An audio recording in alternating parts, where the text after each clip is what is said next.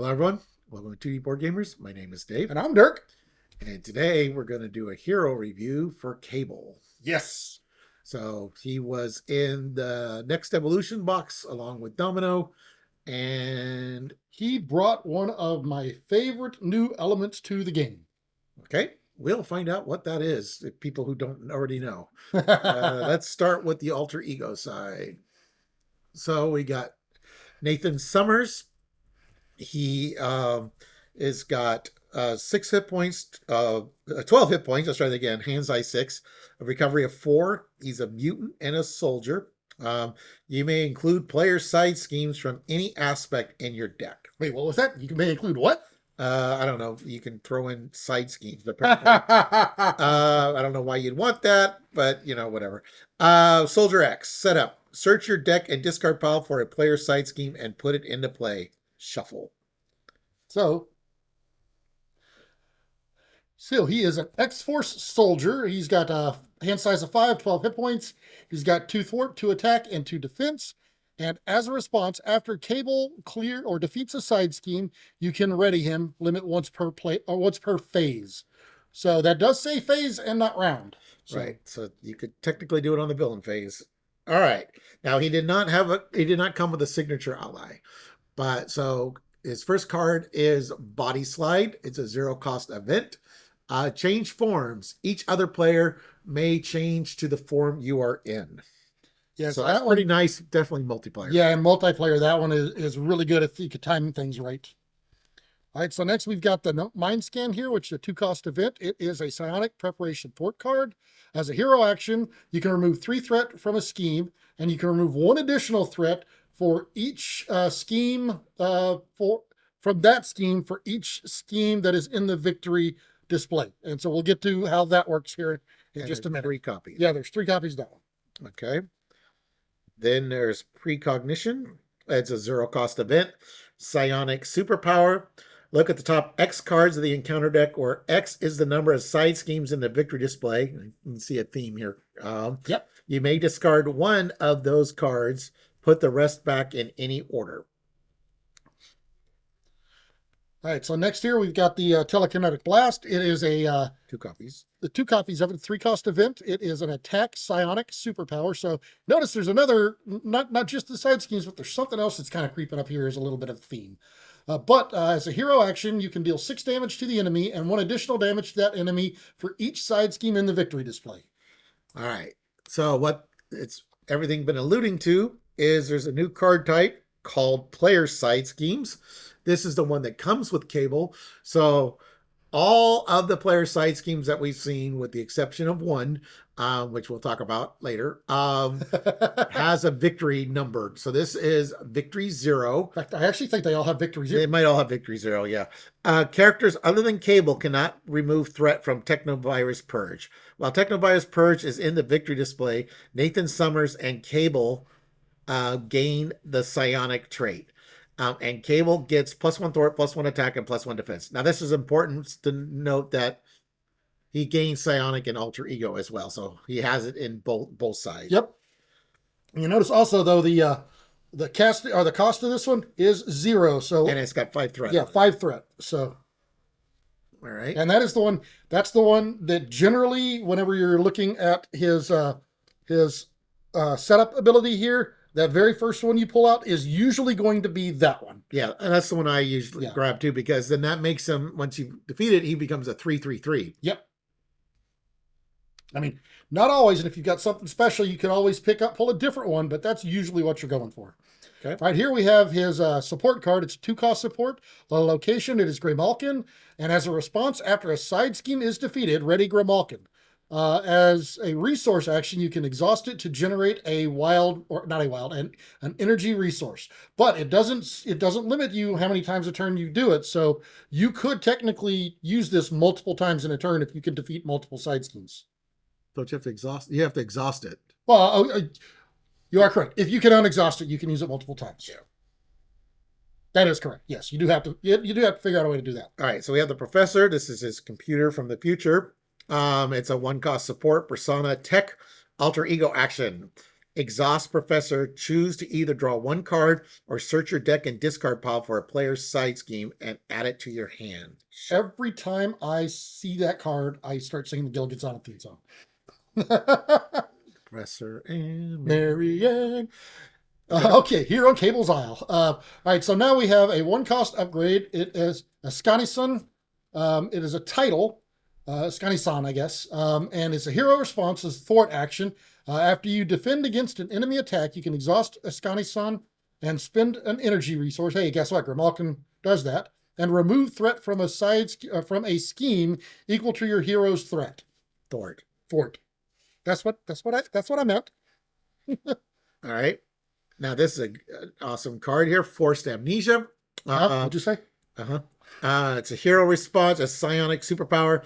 After a non-permanent side scheme is defeated, add Forced Amnesia and the side scheme to the victory display. Now that's going to become relevant pretty soon, and we're going to hold on to this card because we're going to see it here again in a minute. All right. All right. So now we've got his plasma rifle. It is a tech weapon. It is restricted. It's 2-cost upgrade. As a hero action, you can exhaust plasma rifle and spend an energy resource to deal 1 damage to an enemy for each side scheme in the victory display, up to a maximum of 4, and it does gain ranged. Yeah. So this one does limit. Yeah. So. All right, but still 4 damage is pretty nice. Yep. Then we have 4 damage on a stick. Yeah, telekinetic force field, 2-cost upgrade, psionic superpower, hero form only. When a friendly character would take any amount of damage, discard telekinetic force field and prevent all that damage. And that is for anyone, so you could actually use that to defend for someone else too. But what I thought was kind of strange on that one is it does say hero form only, but it's in hero interrupt. Well, you would have to be in hero form to use a hero interrupt.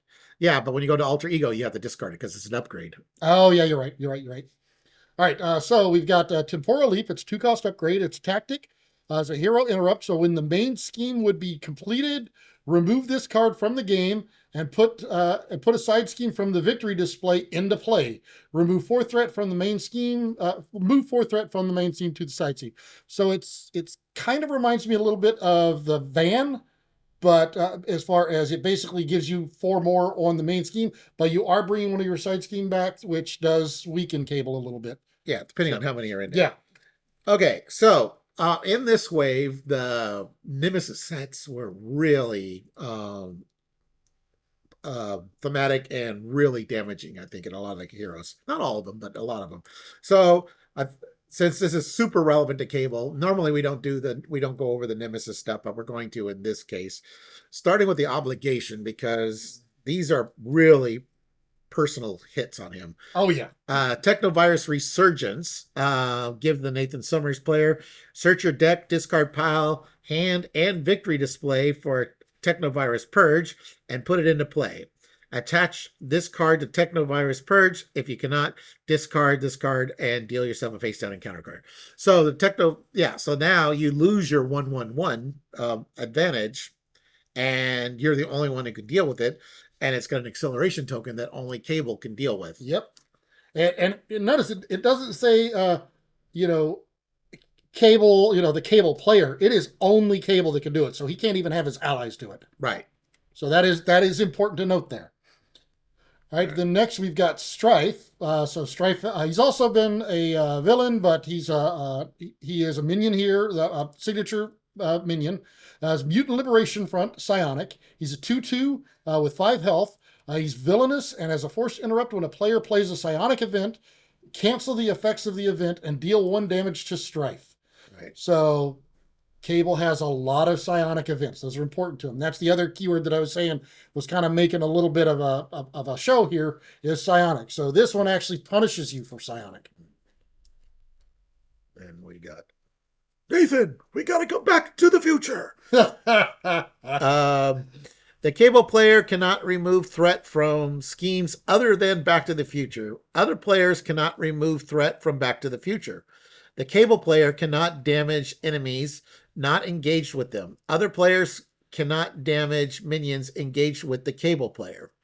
So basically, Cable is sent back to the future. It's almost kind of like Kang, Yep. stage 2 of Kang or whatever, but only the Cable player is off in his own little timeline, I guess. Yeah, and that one really hurts if it comes out at the same time as the Technovirus Resurgence, because you have to get rid of that first before you can do the Resurgence. Right. Okay, and then again, these are all personal too. Yeah, and then you've got Mind Scan here. It's a Treachery from his Nemesis set. It's a Psionic card, so when revealed, you place 2 threat on the main scheme and 1 additional threat on the main scheme for each side scheme in the victory display. Well, that's the thing, is you've been trying to get side schemes in the victory display, so it's going to add even more threat for every one of them you've done. All right, then we have Telekinetic Force Field attached to Strife, otherwise attached to the villain. When the attached character would take any amount of damage, prevent that damage. If 2 or more damage was prevented this way, discard. So, it's the whole Rhino's armor suit. We've seen a lot of these cards, but this is personal to Strife if he's in the game. Otherwise, it just helps the villain. Yep. And the last one. Last one here is the Telekinetic Blast. It is a Treachery card as well, Psionic. When revealed, you take 2 damage and 1 additional damage for each side scheme in the victory display. And as a boost, if it comes out, you're stunned. So this one could really hurt you if it comes out, if you've piled up a lot of side schemes. Okay, so player side schemes, like I said, is new to this wave, and they all have victory 0 except for Jubilee's Shopping Spree. So this is the one that Cable's not going to like, I guess. Cable never gets to take this one. Well, basically, it never becomes a victory. Except, yeah. So basically, threat cannot be removed from this scheme by heroes or allies. Alter ego only. Alter ego action, exhaust your identity. Remove 1 threat from here. Any player may trigger this ability.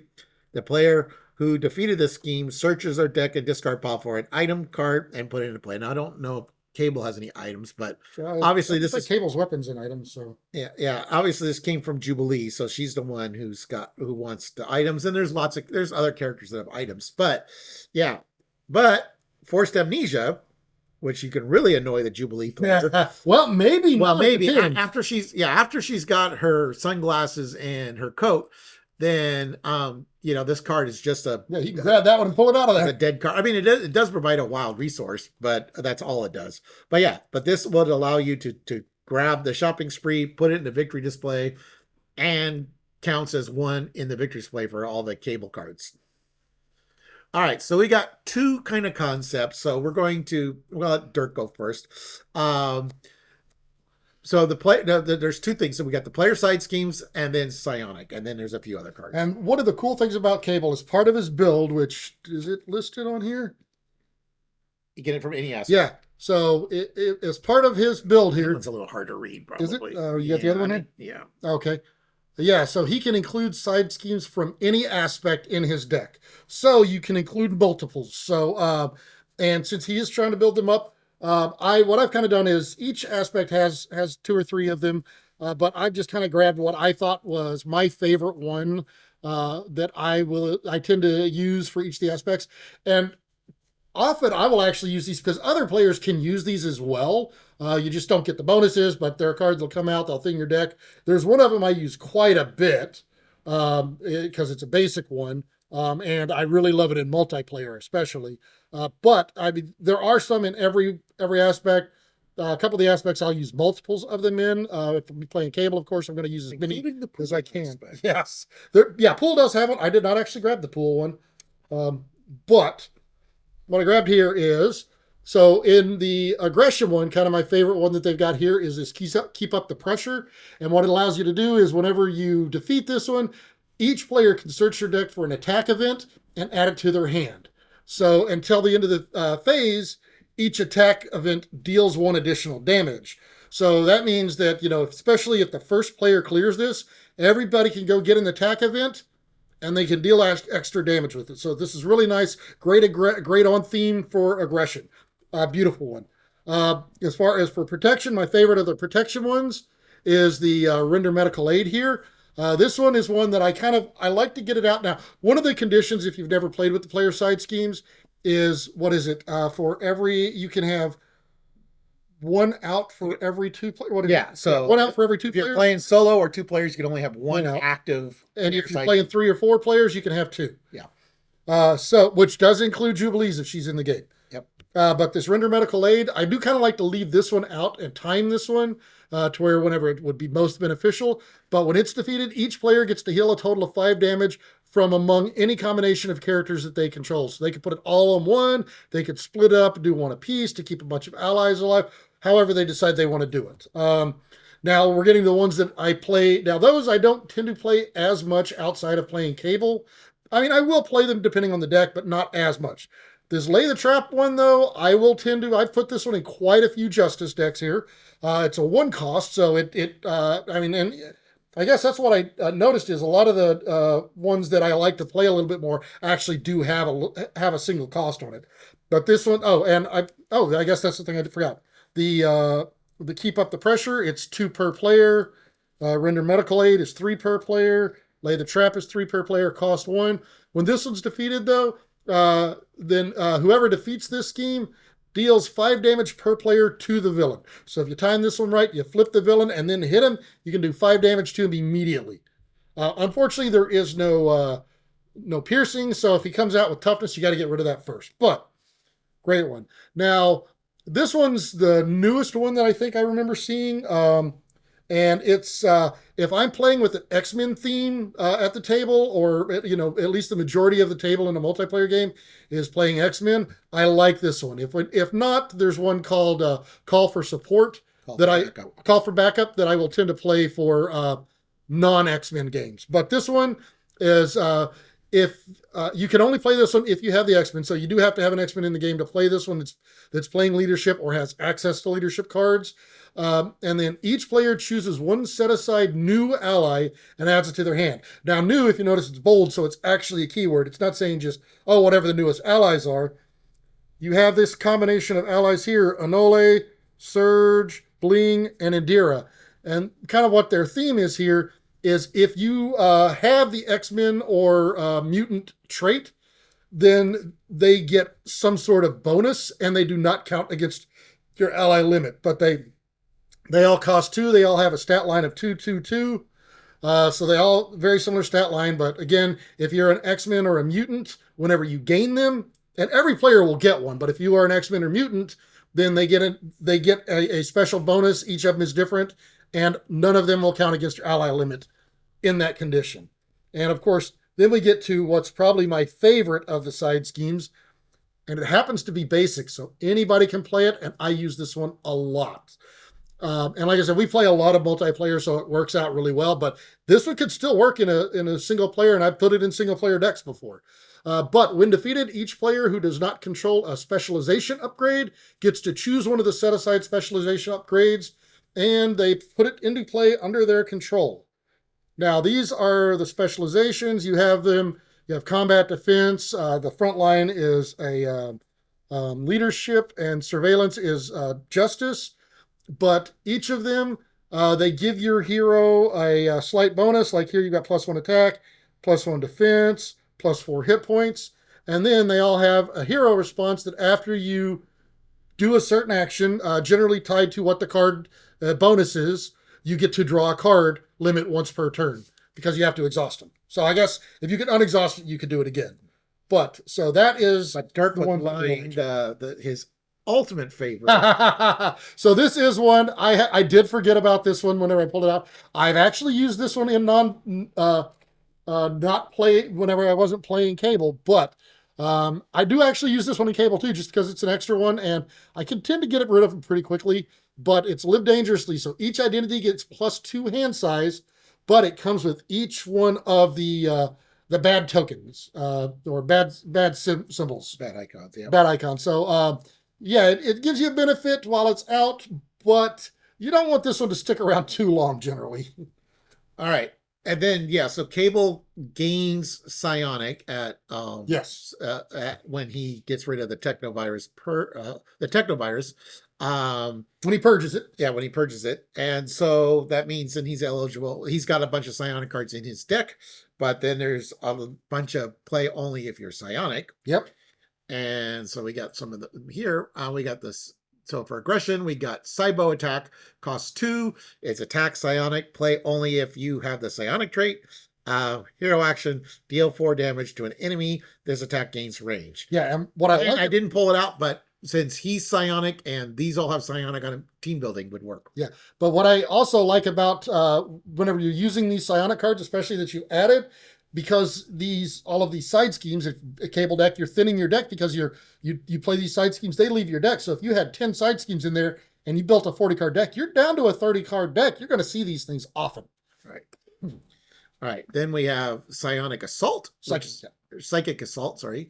2-cost event, attack psionic, play only if you have the psionic trait, deal 3 damage to an enemy and confuse that enemy.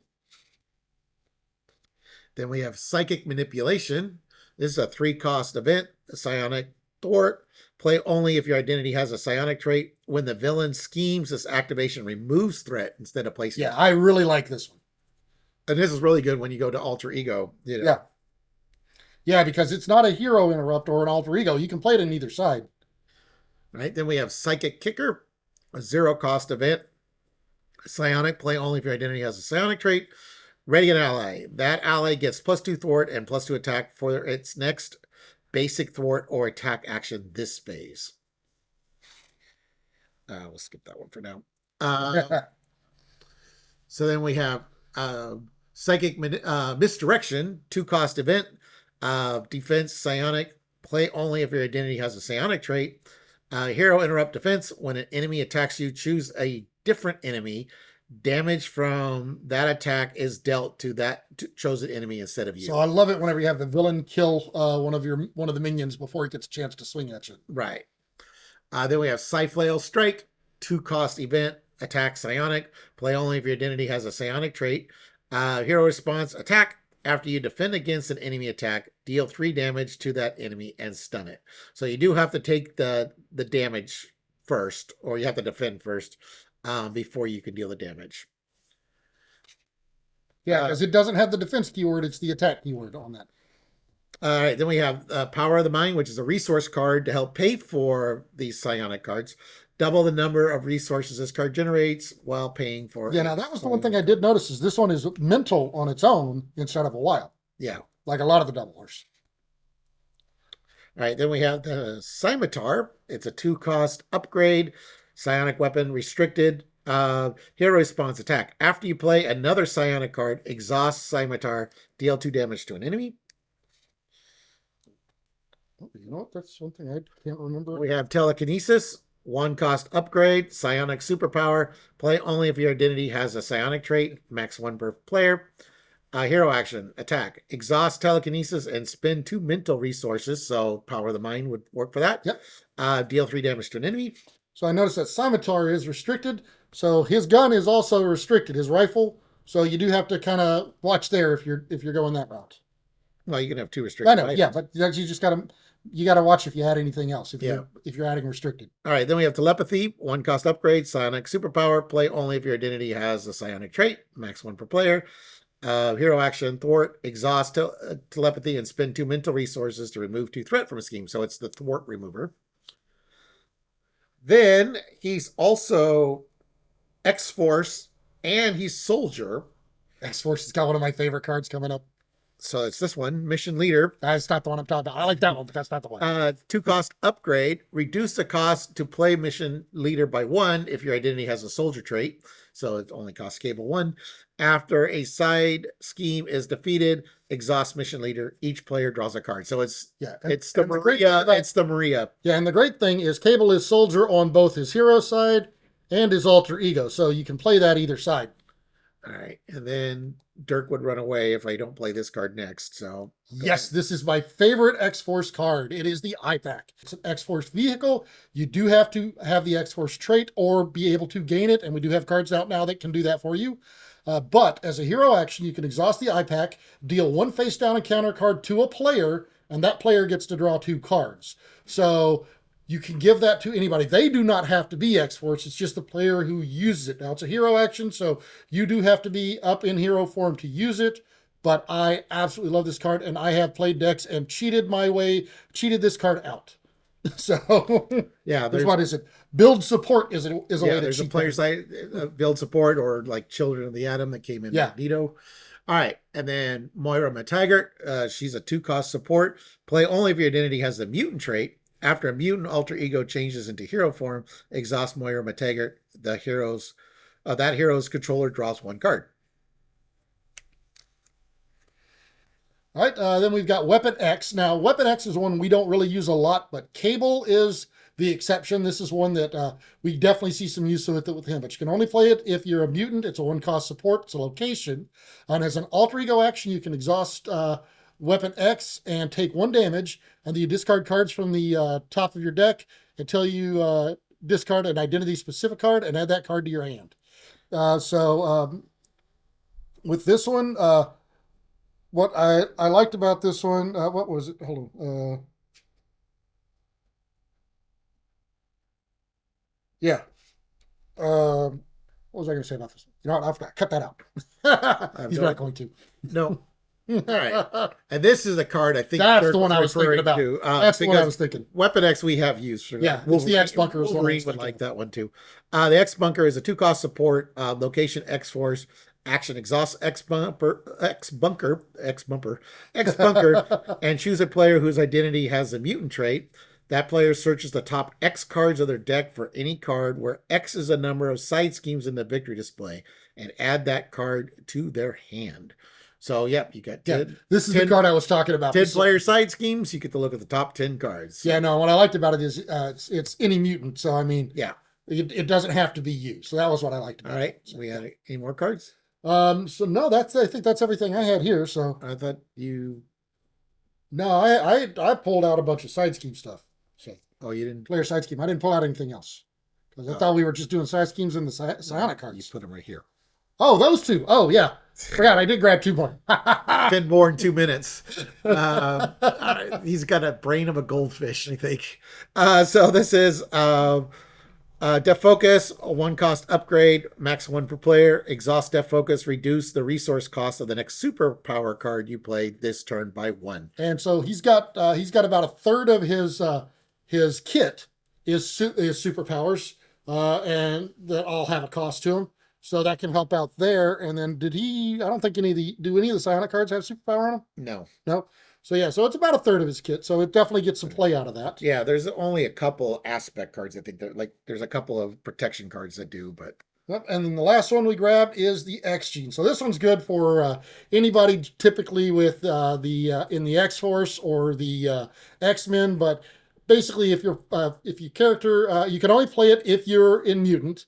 But you can exhaust X Gene and generate a wild resource for an identity-specific event.